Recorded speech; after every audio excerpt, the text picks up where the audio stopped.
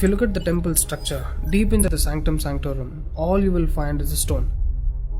6 to 7 feet or 9 feet, including the pedestal, etc. A whole lot of people are ridiculing why this much decoration to a stone.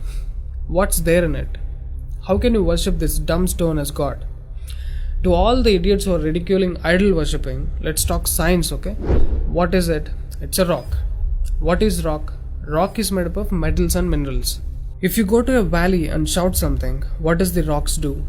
It will give you an echo.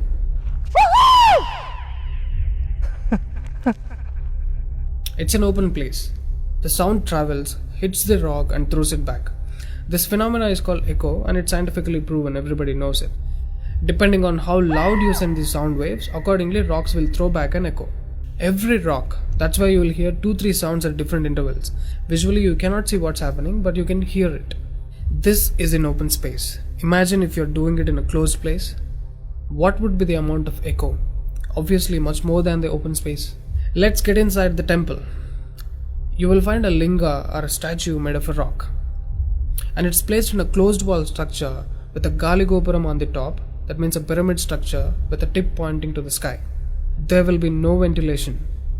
Tight packed and covered with stone walls to a precision where even the light cannot enter. Now, people send some sounds to the rock. Not just today, it's been practiced since thousands of years. They are sending some sounds to the rock continuously, right from the morning to afternoon to evening till night, every day. We all know that sound has a form. To all the lower IQ people, I'm going to show you a few experiments where particles form different patterns and forms due to various types of sounds.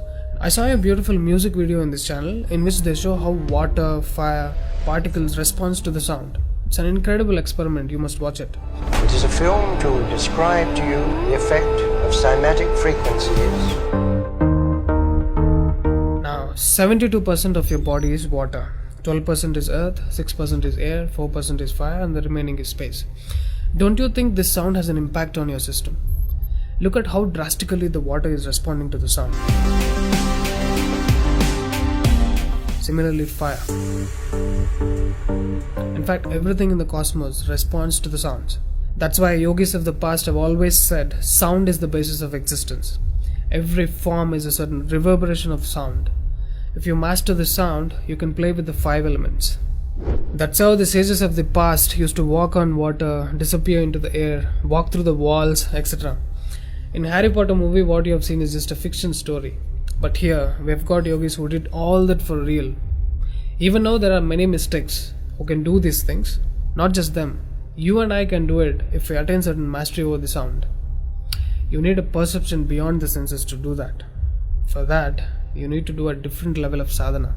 You can't do that in a laboratory through some dumb experiment. All those who tried either ended up neurotic or died an utter failure. Wasted a lot of money in the research. So except dhyanam, technically there is no other way. Sorry to disappoint the people who are lazy to yoga. Okay, sound. I recommend you to watch more such experiments in YouTube to understand better what I'm trying to say here. Inside the temple, they chant some mantras. What happens is, the sound will touch the stone and bounce back in different directions.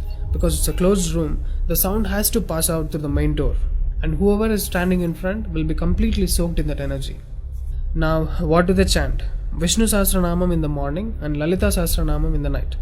There is Shivopasana Mantram, Lingastakam, Am Namah Shivaya, Nirvana Shatakam, etc., which will have different impacts on the human system.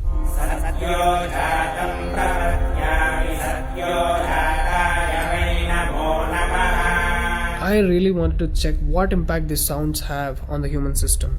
So I went to a neurosurgeon to really experiment and document the impact of these sounds on the human brain, the human system.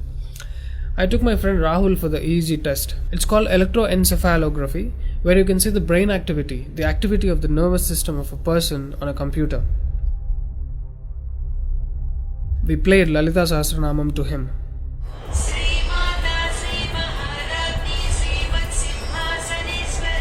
Rahul, relax your face.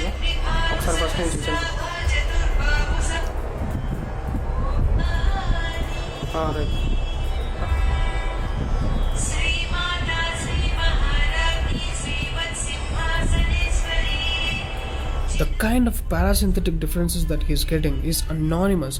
Oh my god, then I understood. These sounds are engineered in such a way that the rhythm of the chant will go inside your parasympathetic nervous system and will put you into deep sleep within 3 to 5 minutes. First thing is, the chant is some thousands of years old. How could these ancient sages know that these sounds impact the parasympathetic nervous system? This they do it in the night. And in the morning they chant Vishnu Sahasranamam, the 1000 names of Bhagavan Vishnu. And again, these sounds are engineered in such a way that it will wake you up to a peaceful and refreshing state of mind. I'm sure most of you are suffering with painful wake-ups, with such an irritated mind that you can't sleep and you don't enjoy waking up. If you listen to Vishnu Sahasranamam in the morning, it will clear all these clutches in the brain and you will be super fresh when you wake up. Even today you can go and check in Tirupati temple. They will chant Vishnu Sahasranamam in the morning and Lalita Sahasranamam in the night. This is a clear science evolved and being practiced in temples. Even now in most of the temples they're still doing it without knowing why they're doing. I went and asked one of the priests in my hometown. He said, no, they're doing it since so many years. Or they will say something like, it's good for your health, you will get money, pregnancy, etc. This is one more reason why temples are ending up in ruins here.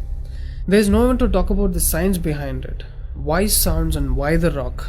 So they call this rock as God, and when you chant for God, their idea is to benefit the human beings living in the city. It's a free service. Will your doctors treat you for free? But these temples are doing it for free, since ages. But now, these temples are under attack. It's time to free them from government's control. Temples' properties are being looted. They think too much of gold is available there. You know what? The temple design is such, there will be a Dvajastambam, which is made of some metal, usually gold or copper. Brass is a good conductor of sound, gold is an excellent conductor of electricity, and it has higher receptivity of the energy. To all the idiots who are worried about so much gold being used in the temple construction, just smack them with this video. This is a clear science and most sophisticated engineering that even the modern science has no clue of. There is much more to the design of the temple. The design is such, the energy waves reverberated by the gopuram will pass straight and touch the antenna kind of arrangement here and stored in the energy format. People are supposed to touch it, a lot of people touch their heads without knowing why they are doing it.